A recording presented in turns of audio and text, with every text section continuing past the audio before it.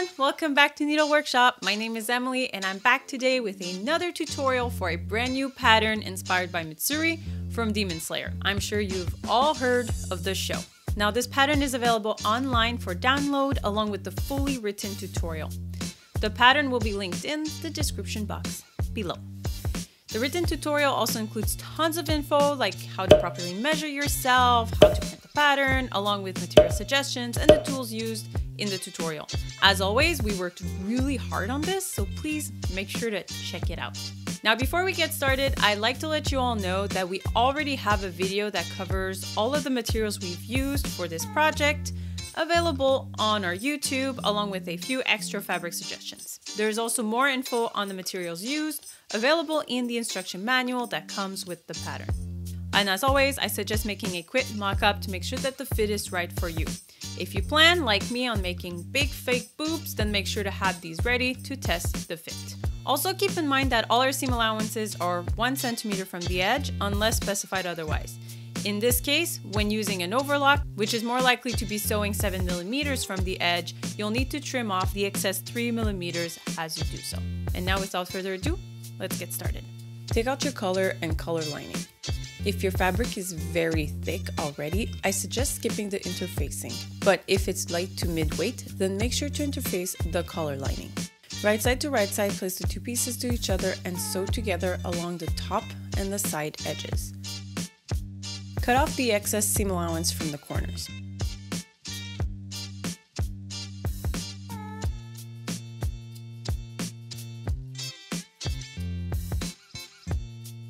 Align the bottom edges and sew together before ironing the whole piece flat.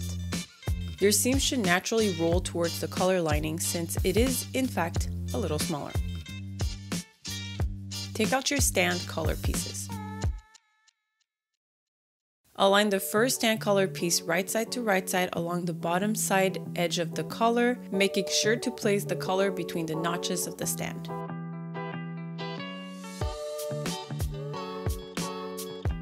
Sew in place 5 millimeters from the edge. Now take out the other stand color piece and right side to right side, align it with its matching piece, sandwiching the color in between the two pieces in the process. Sew in place along the sides of the stand and the edge aligned to the collar 1 centimeter from the edge. Cut off the excess seam allowance from the corners.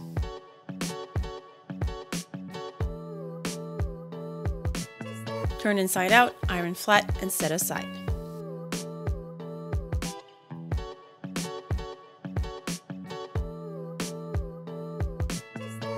Take out your center back and side back pieces.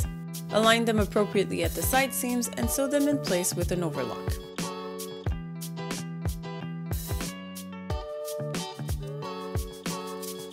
Take out your side front pieces and align them appropriately to the back at the side seams and overlock in place. Set the piece aside. Take out your center front bodice pieces along with your center front facing pieces. Align them to each other and sew at the center front. I forgot to sew my hem at this step. I will come back to it later, but you should go ahead and sew the hem as well. For additional security at the corners, sew a security stitch using a straight stitch at each corner. The stitch needs to be no longer than 2 to 3 centimeters long. Cut the excess seam allowance at each corner. Do not cut more than necessary. Turn inside out and iron your piece flat, making sure that the side seams are aligned properly.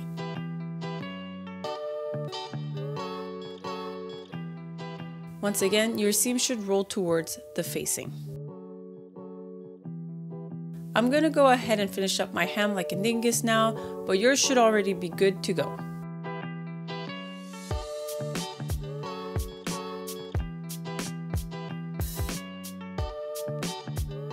Bring your back piece back out and finish the hem with an overlock, followed by rolling it in by 1 centimeters and finishing it with a zigzag top stitch.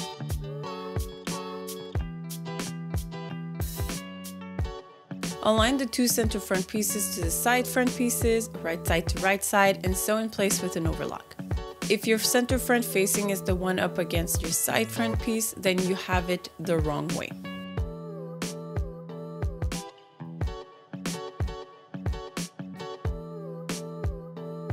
Right side to right side, align your shoulders and overlock in place.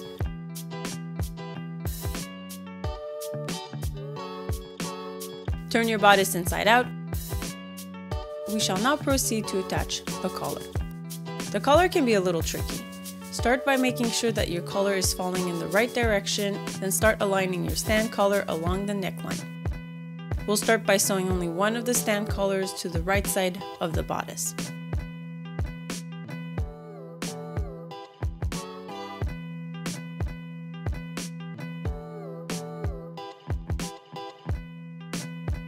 Now comes the tricky part. You're gonna want to squeeze your shirt inside your stand collar and start aligning the edges of the stand, sandwiching the neckline between the two in the process. You need to sew the end of the stand collar together as far in as you can possibly go at both ends. Depending on the thickness of your fabric, you might only be able to get a few centimeters of sewing in. Also, make sure not to get your shirt stuck in the stitch as you do so. It might take you a few tries before getting it right, so stay patient. Once you have your stitches done, pull out your shirt.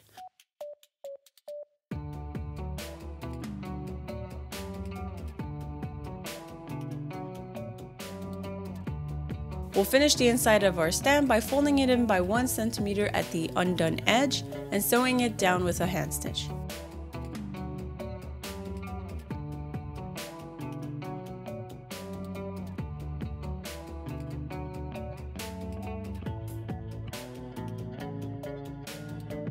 Optionally, you could also use a top stitch for this part.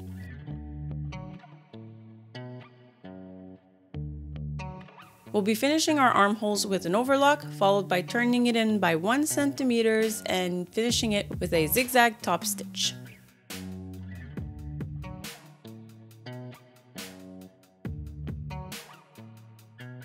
For the front closure and button placement, you can check out the placement on your patterns. I personally used whatever I had available on hand.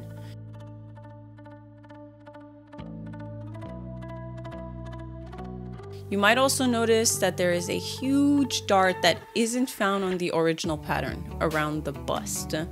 This is a great addition to accommodate for bigger boobs. This is a modification that I personally had to do to accommodate for my faux tits.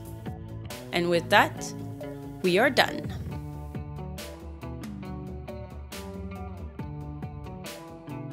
Hope this video tutorial was helpful. If you have any questions, please make sure to leave them in the comment section below.